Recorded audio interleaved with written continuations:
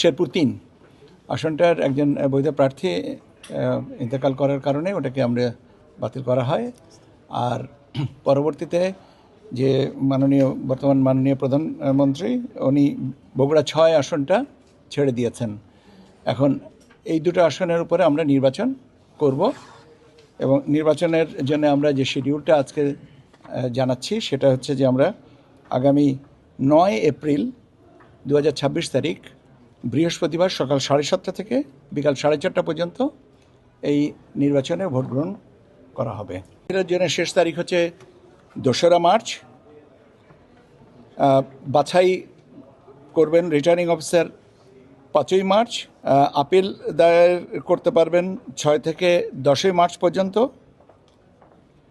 Appeal নিষ্পত্তি হবে 11ই March. আর প্রার্থিতা প্রত্যাহারের শেষ তারিখ হচ্ছে 14ই মার্চ। প্রতীক বরাদ্দ 15ই মার্চ। আর ভোট গ্রহণ 9ই এপ্রিল।